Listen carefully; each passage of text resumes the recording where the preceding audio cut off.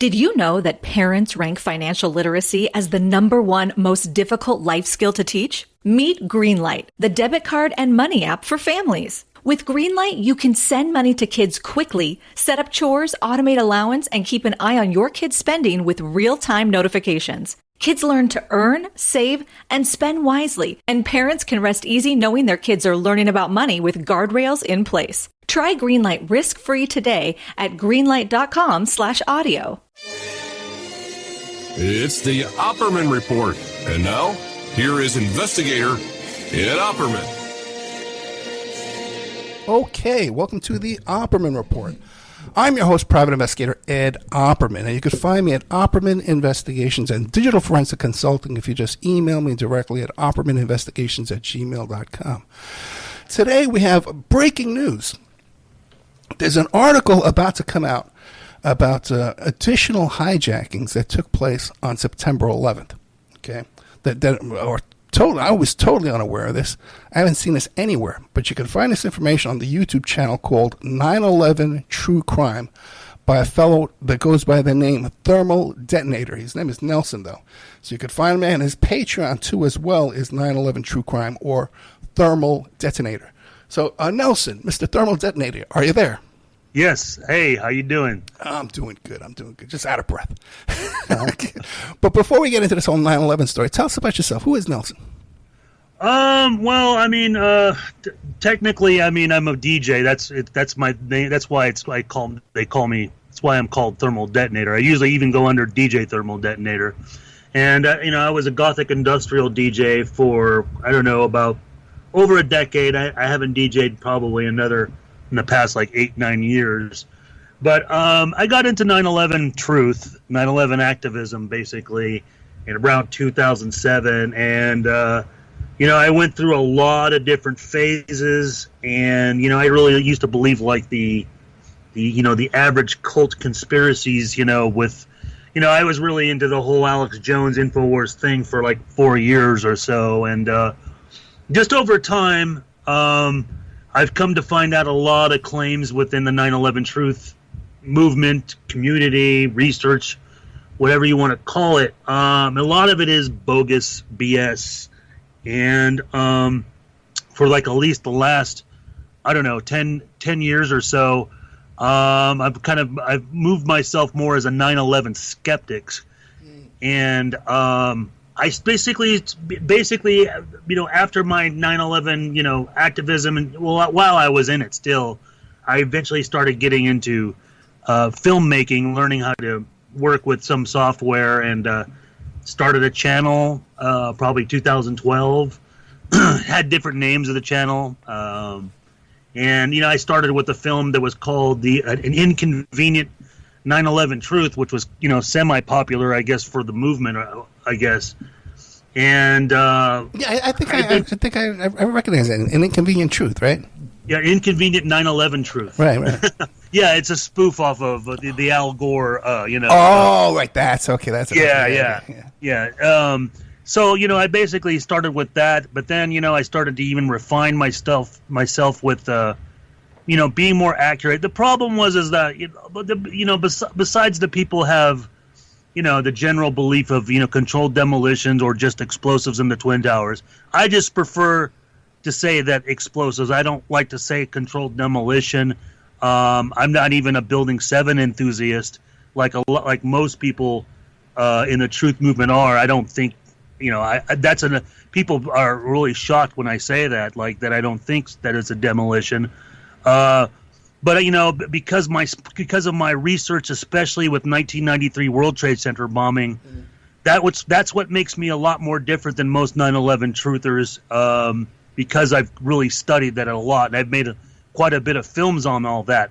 And basically, with an Inconvenient 9/11 Truth, when I put out a part 2, that was my first film I was covering the 93 bombing in, and ever since that I expanded on. But what the big thing, with me is getting out of the hoax claims, and that's the big damage I see with 9/11 Truth, that the claims that the hijackings were fake or they didn't happen, especially it's motivated, especially with the Pentagon attack, that a lot of people still think that, a missile hit the Pentagon or no plane hit the Pentagon, or, a whole slew of nonsense. And, eventually going through that, and even the shoot down theory of Flight 93 over Shanksville, I held that theory for a long time. I still somewhat, adhered to it. But then once I've let that go, about 9 years ago, 10 years ago,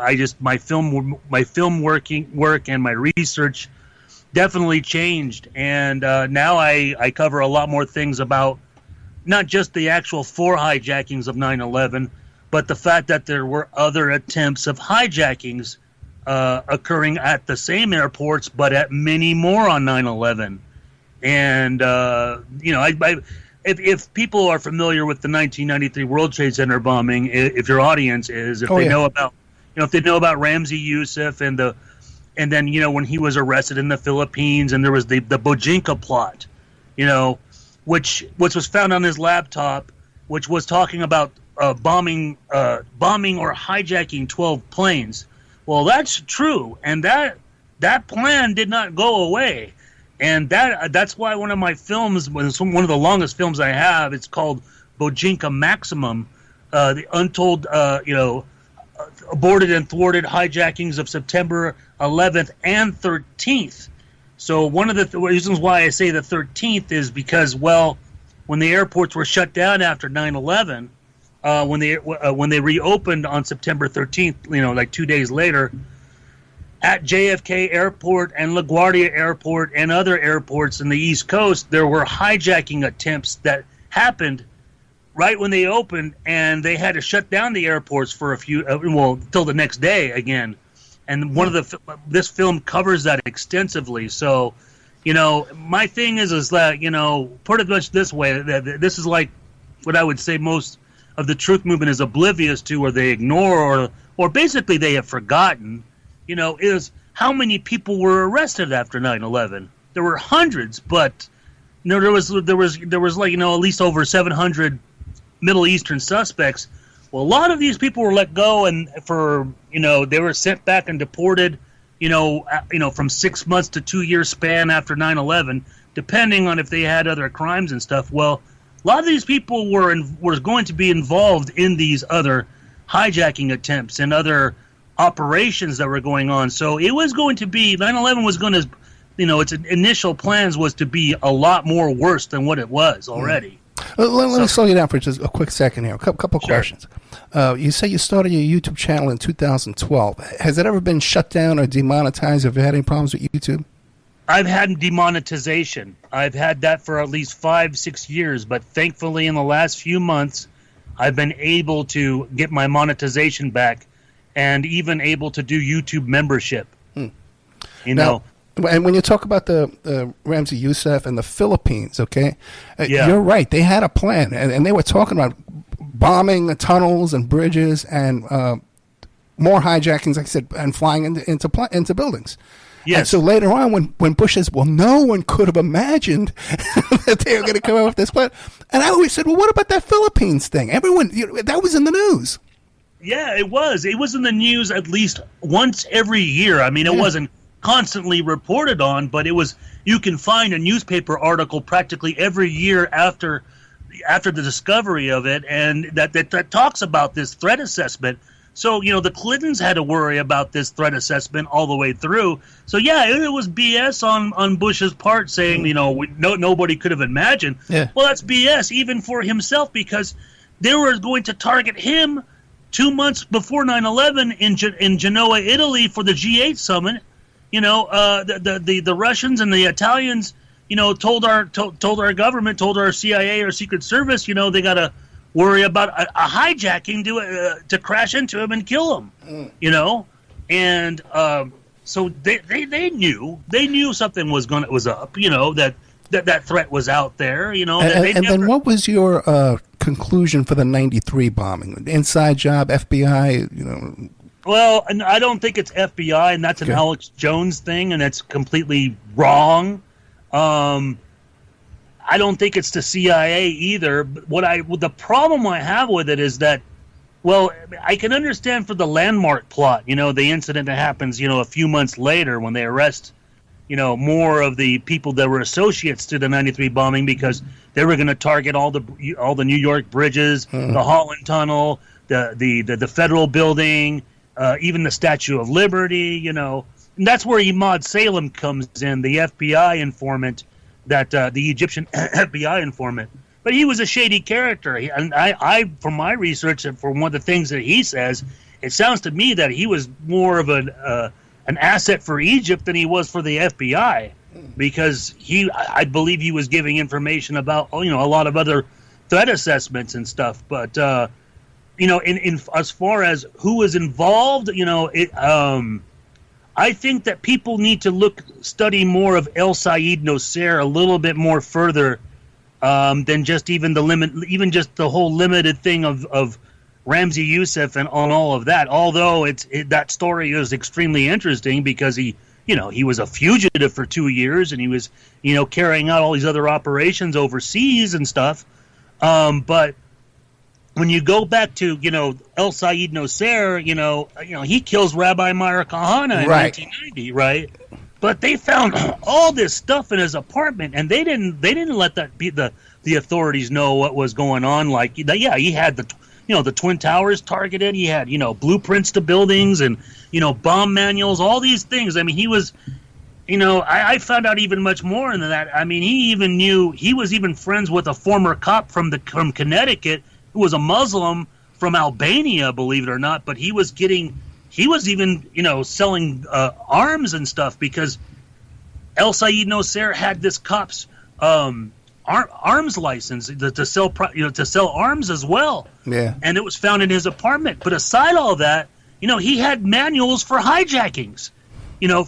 So it's like, yeah, it's important to find the Bojinka plot, because you got that plan and it's got all these hijackings, but. What was El Sayed Nosair? What did he have? What was behind all of him?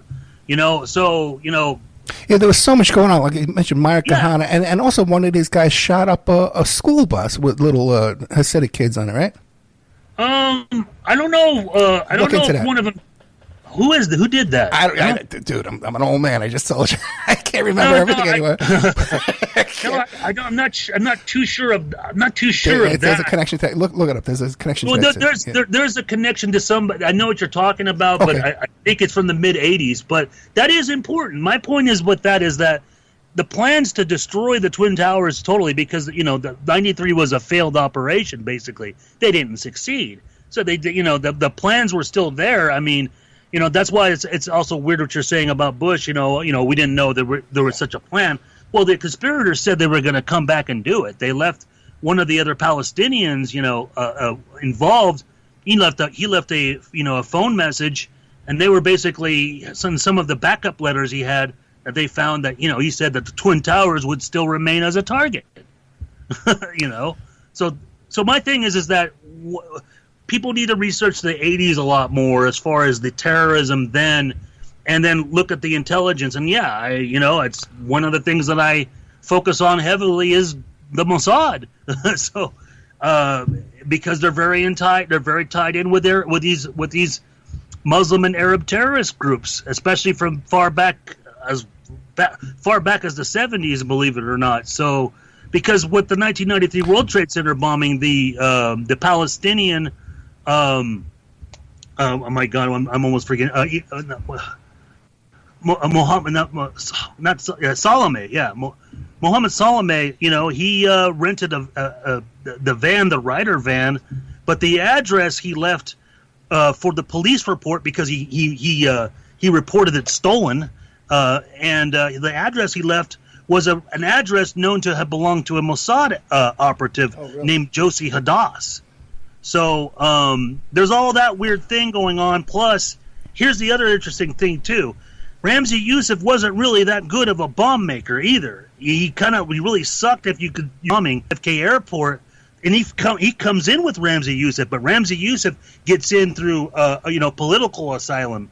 But Ajaj doesn't, because he's got all these bomb making manuals. He's got all these fake passports, all this stuff. And despite that, he gets thrown in jail for like 5 or 6 months in a INS facility.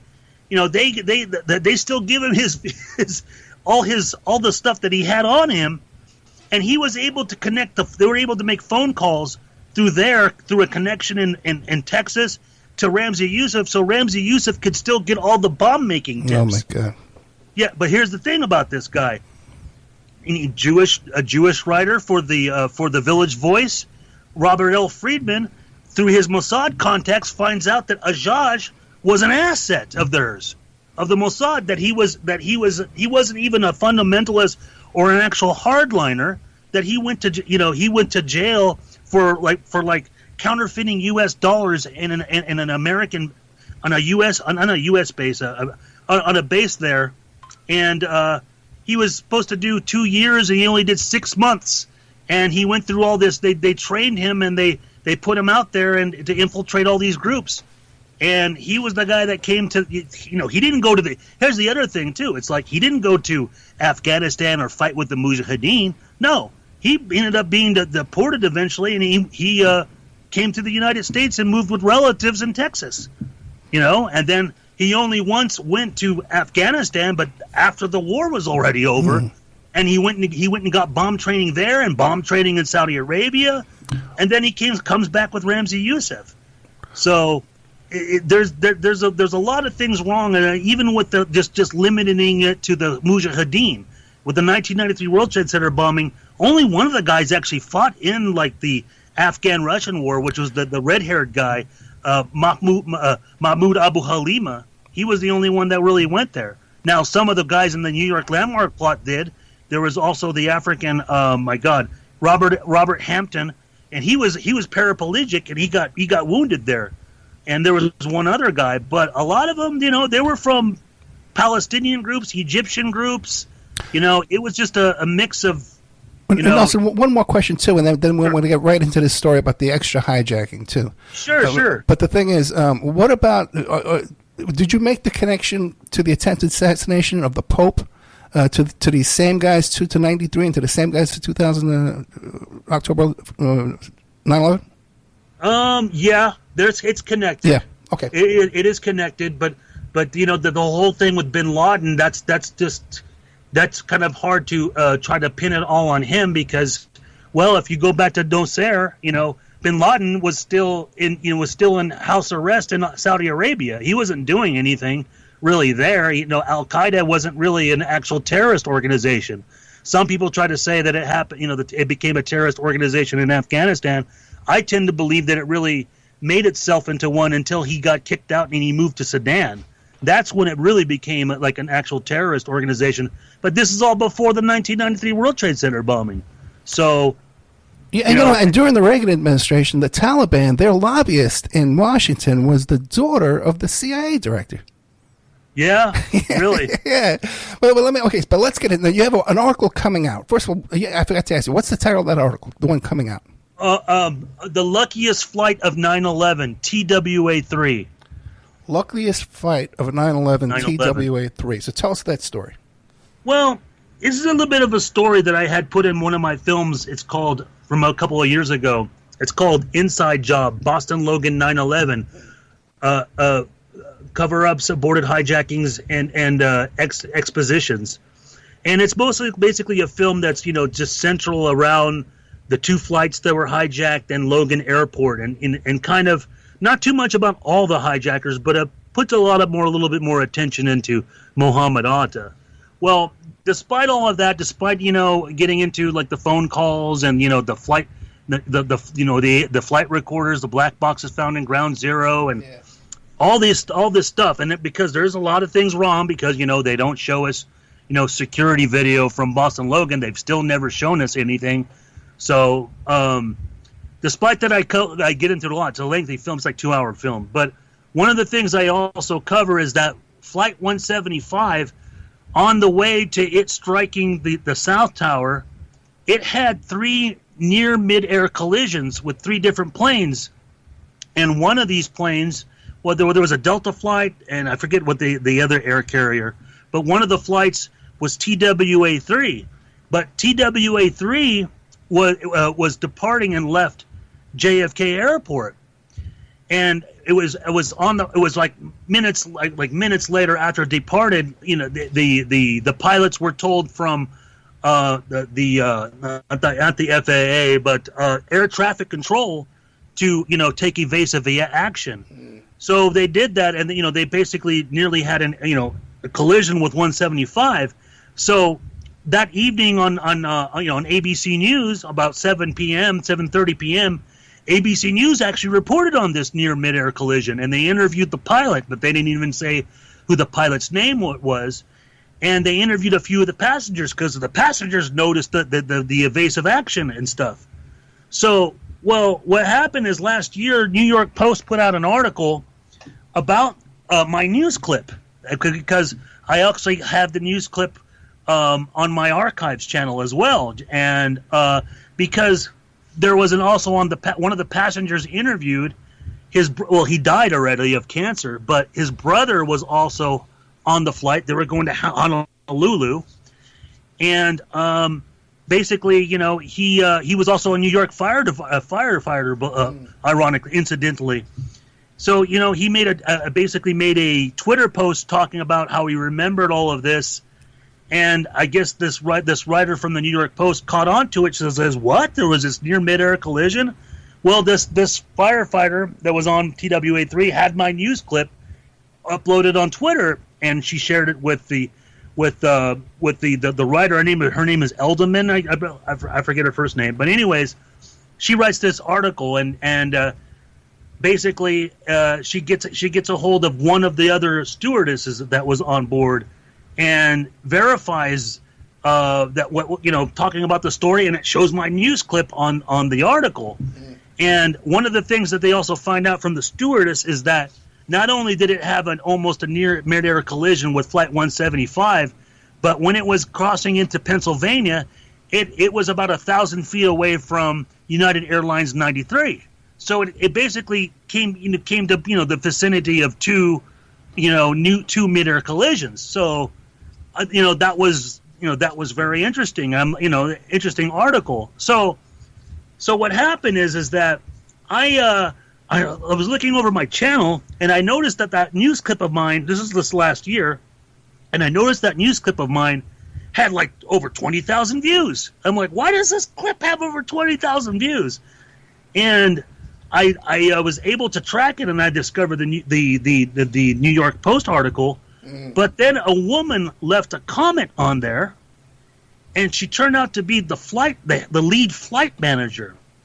And she left a comment on there, and I ended up finding her, tracking her down, because YouTube can be painful. It can be kind of a pain in the butt with the with the comments and stuff, because sometimes your comments don't go through. Yeah.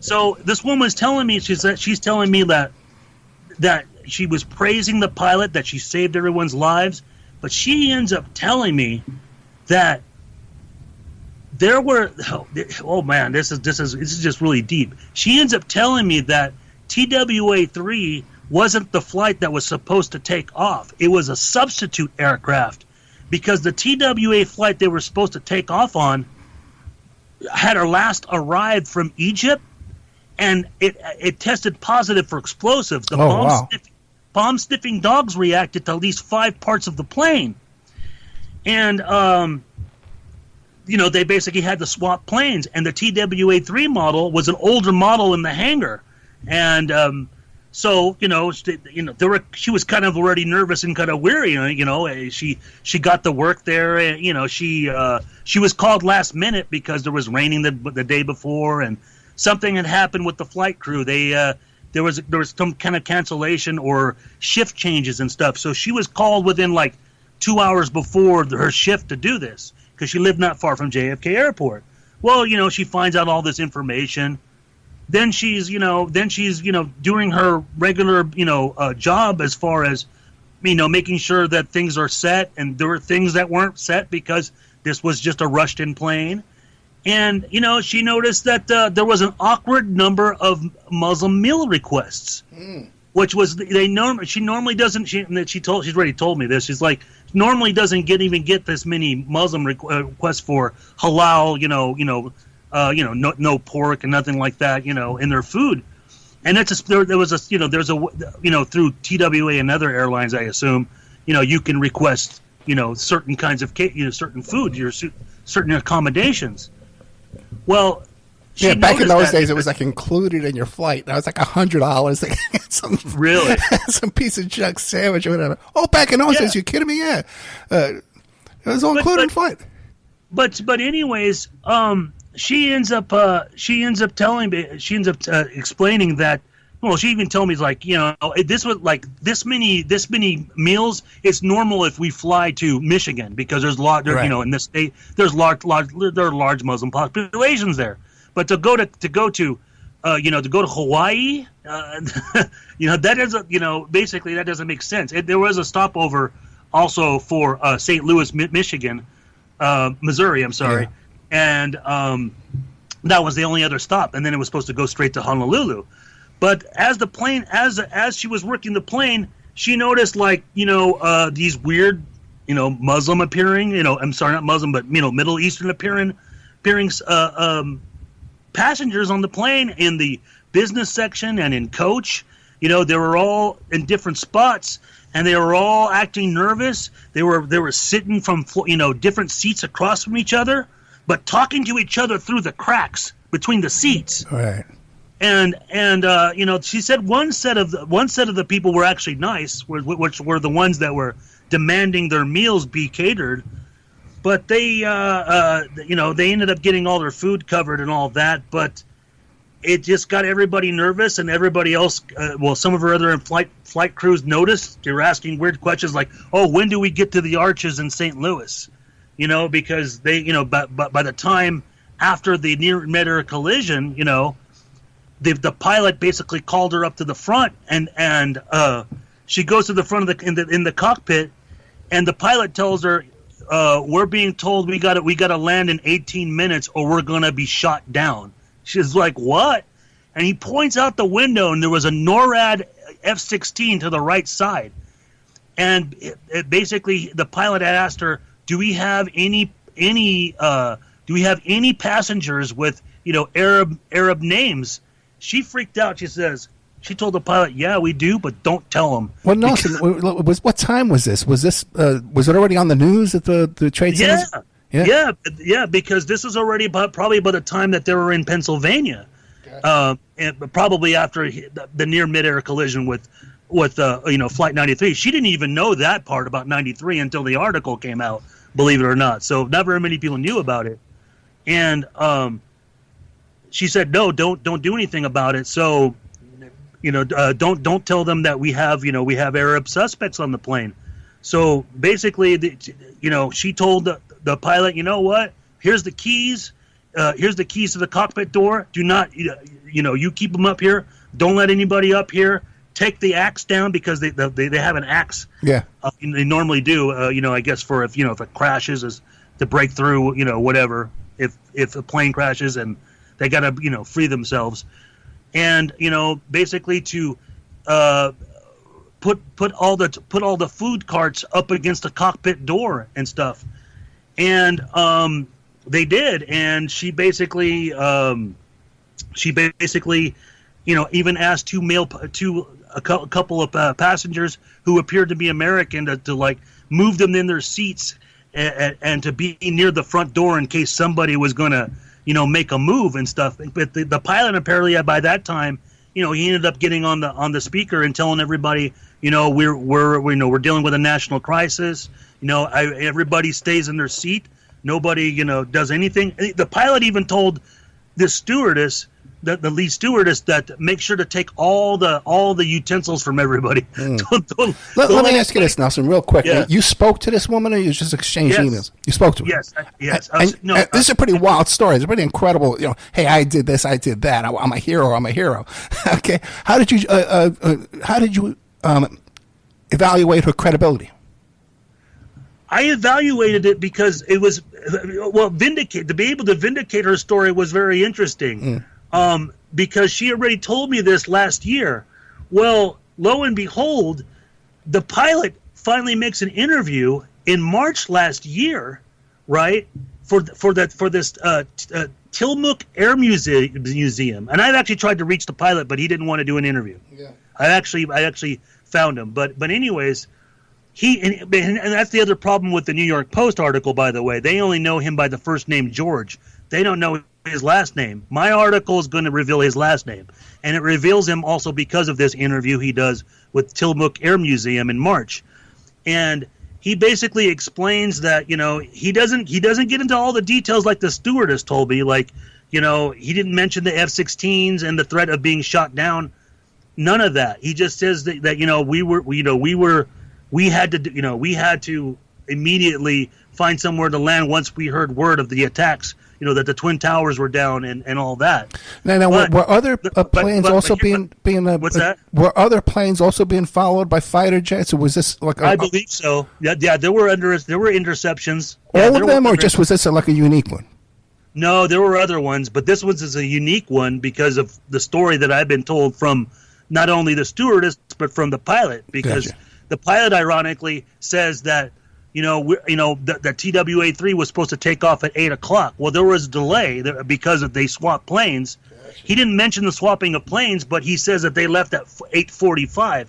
And then most importantly, in his interview, he says, well, I actually believed our plane was targeted that day because our plane had last flown in from Riyadh, Saudi Arabia, and Cairo, Egypt.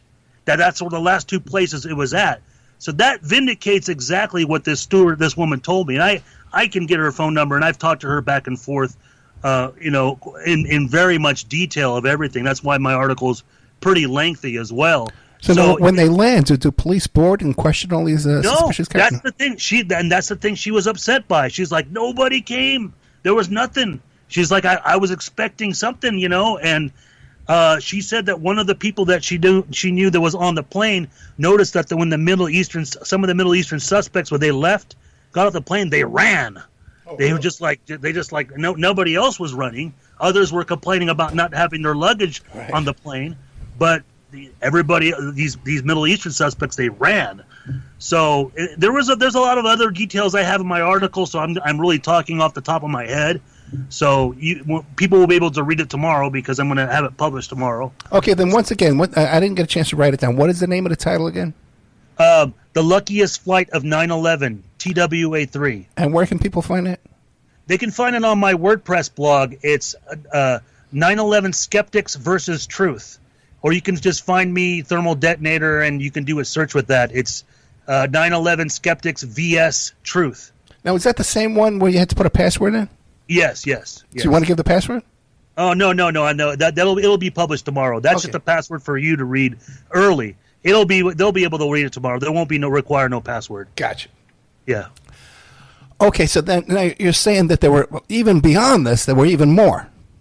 Whoa, yeah. Well, yeah. If anybody's watched last year's TMZ special, The Fifth Plane, about Flight 23 from the same airport, JFK Airport. Yeah. This is a story that's been kind of known, but people don't ever really kind of focus on. I made a documentary about it in my film Bojinka Maximum. It actually begins with this story, and what happened is that this plane, it didn't take off because United Airlines basically told them cancel all the flights once the second plane hit the North Tower, the South Tower, and basically there were Middle Eastern suspects on the plane. They were already taxied in, about to take off, and then they were told to turn around. And then the Middle Eastern suspects on the plane, sitting in business class, some in coach, some further back, all like the same kind of routine pattern. They were all getting feisty, raising hell, demanding that they needed to take off, and all this stuff. And then basically the plane turned around. And investigators found, numerous things left over. They found, weapons and stuff, and it was just suspicious as hell. So this story was already covered briefly in an History Channel documentary, and it's been talked about in a book by one of the co-pilots who confessed to all this.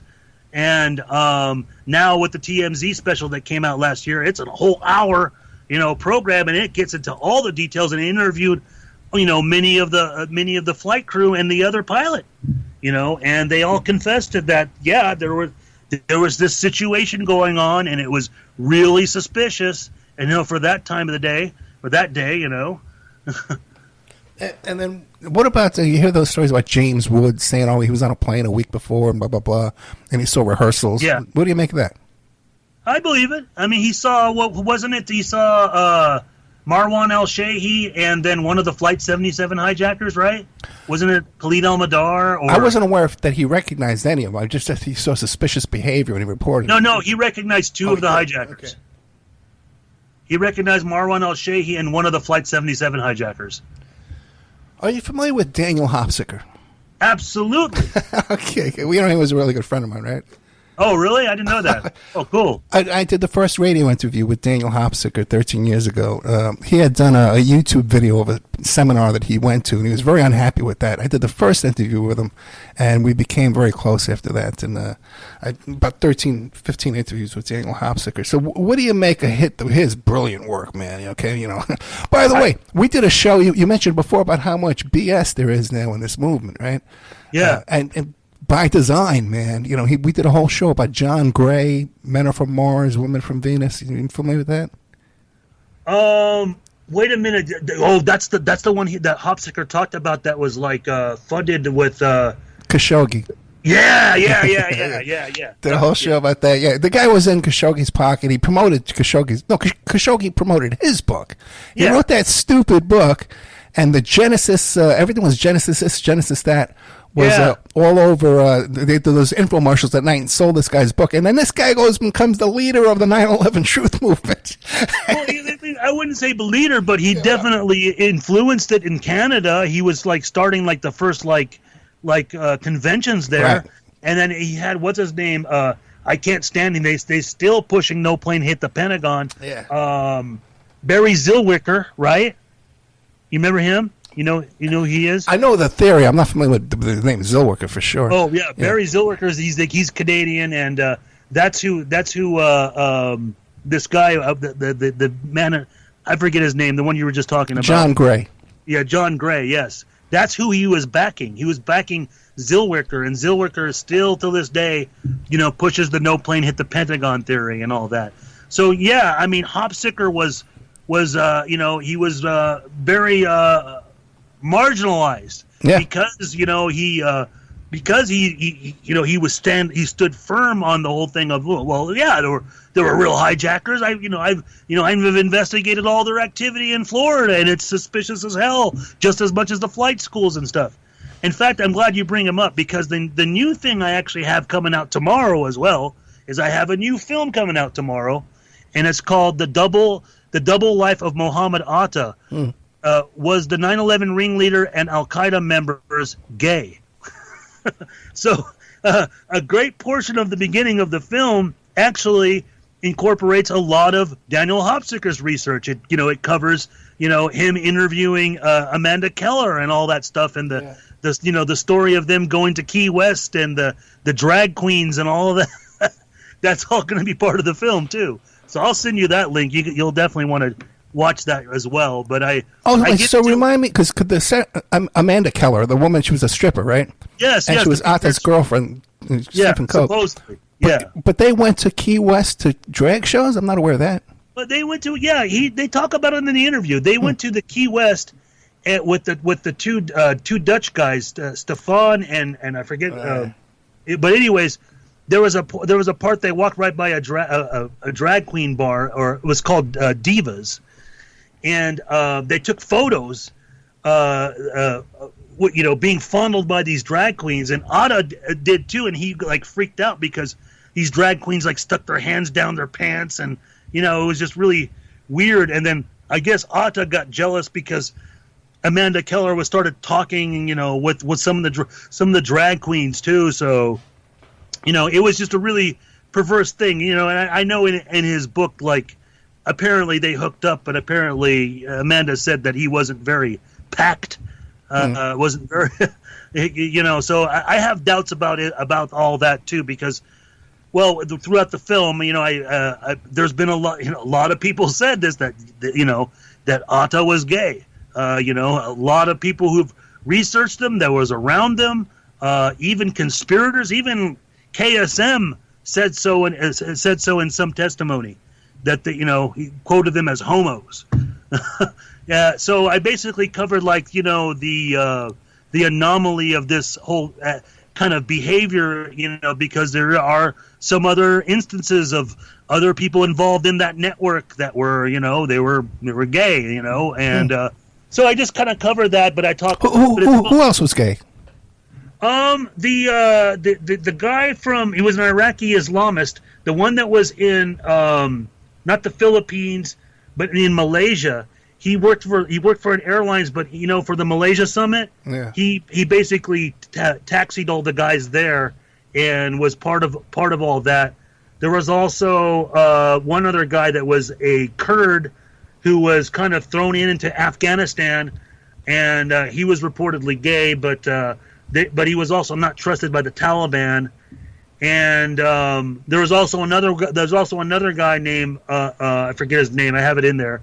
But he's from the neighboring Hamburg cell, and he was known to hang out in gay bars and smoke pot and so. And then not only that, and then then at the end I basically address Saeed Qutb, the supposed to be the founder of the ideology, the Muslim Brotherhood.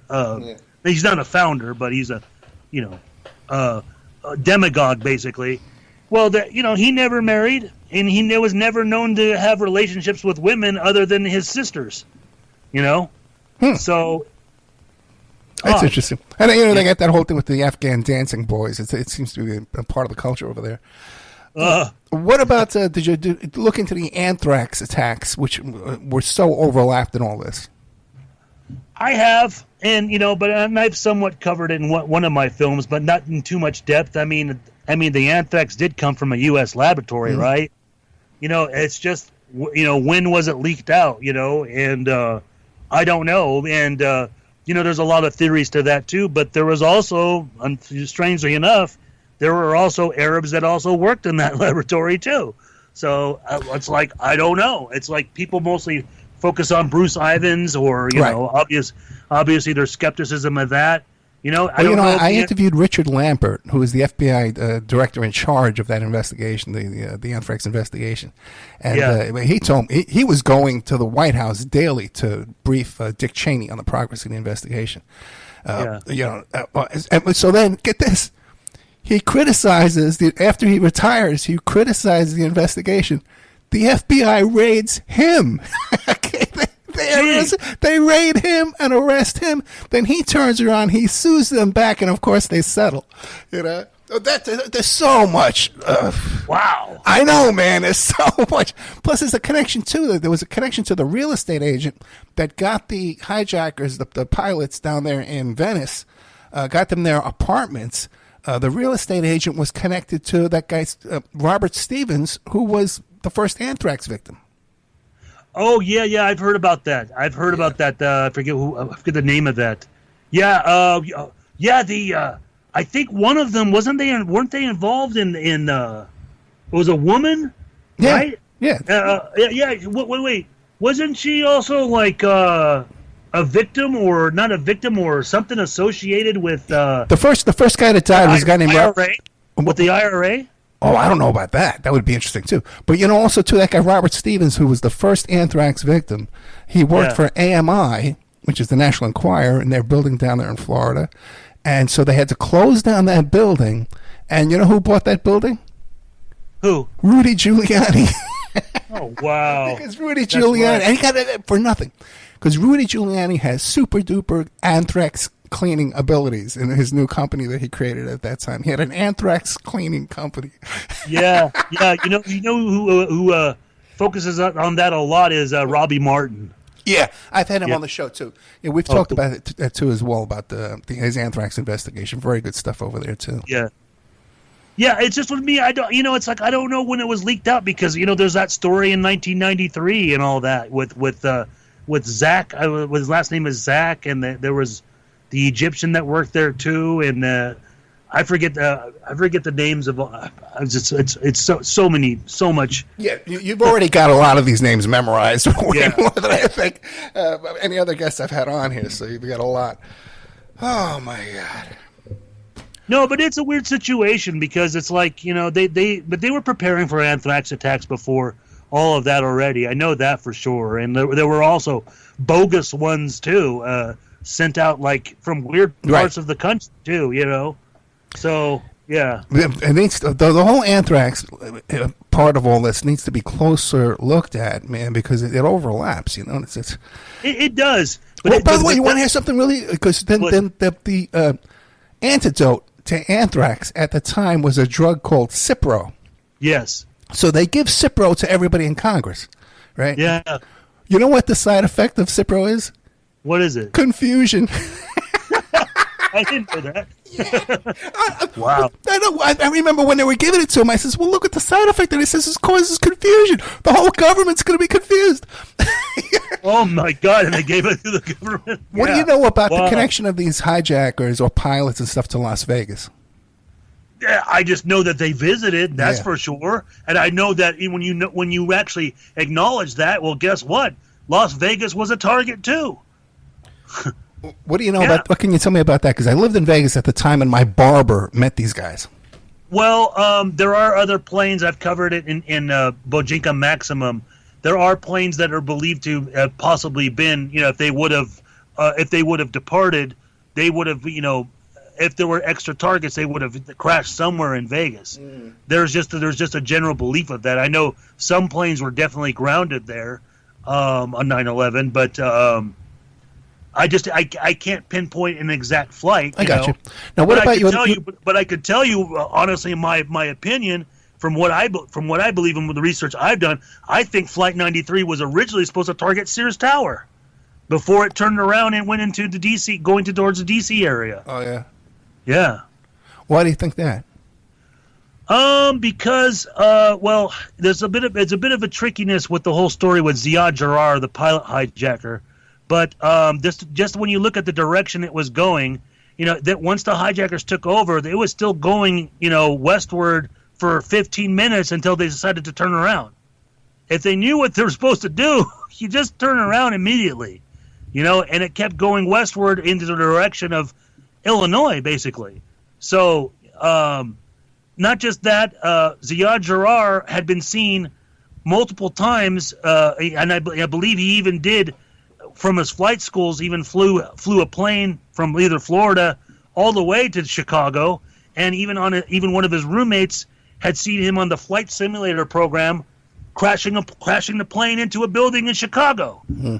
And this not just that, just to add to it, Flight 175, Hansen, one of the passengers who called his father, was able to call his father twice, but on the second phone call, this is just like minutes before it hit the South Tower, he said that he heard that hijackers talking, and they were talking about Chicago, and he feared that they were heading towards Chicago because he lost sight of which direction he was at already by that time.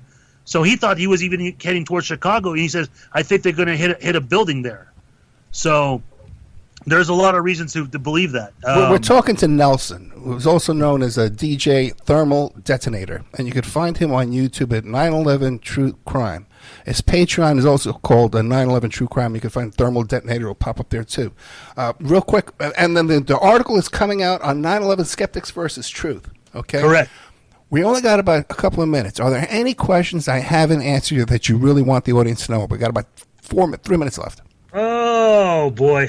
I guess no, that's about it. We covered enough ground. I just ask everybody to check out my films, and that I'm a big Patreon enthusiast like you are. I recommend people to join my Patreon so you can find out much more stuff that I don't put out on YouTube, and a lot of stuff. I put out stuff at least once a month, and that's about it, really. Yeah, and it's important, too, to support people who are doing this kind of work by supporting their Patreon, too, as well. So it's not like anybody's getting rich over this, trust me on that. Especially when you got demonetized on YouTube, Yeah. I've had so many channels taken down from YouTube and demonetized. I'm bullying Jeffrey Epstein. Okay. Oh, wow. All right, So Ed's bullying over here. He's a big, bad bully. So what do you want to leave us with, man? Well, I guess just check out my new film tomorrow, as well as the Double Life of Muhammad Atta. Were the 9/11 ringleader and Al Qaeda operatives gay? And that's going to be out on my channel, 9/11 True Crimes. And that's pretty much it, you know. Mr. Nelson, DJ Thermal Detonator, thank you so much once again. And Patreon, 9/11 True Crime, and YouTube, 9/11 True Crime. And check out this article, 9/11 Skeptics versus Truth. Thank you so much, man. Thank you. Great having me on. I'd love to have you come back and just talk about 93. You know, there's so much there. Yeah. And, absolutely, no problem. So much went on there, man. I had Tom Secker on here about that. And who else did I have? Then Fred Whitehurst. I had him, Dr. Fred Whitehurst talked about 93. Have you had Adam Fitzgerald? Have you had Adam Fitzgerald yet? I don't think so. What's his story? Yeah, you got to have him on. He's my friend. You got to have him. He's a great researcher. Okay, definitely. And, you know, my ex-partner, who was the best man at my wedding in 93, was NYPD Harbor Aviation. And he and his guys are the ones that went to the rooftop and plucked them off the rooftop one by one to rescue those people from that fire. Which fire was that? 93. Oh, okay. Oh, yeah. Oh, yeah. One by one in a basket, man. Wow. I know, man. One of the toughest guys I've ever met in my life. The best man at my wedding. Okay, my friend. God bless you. Thank you so much. Thank you. Good night.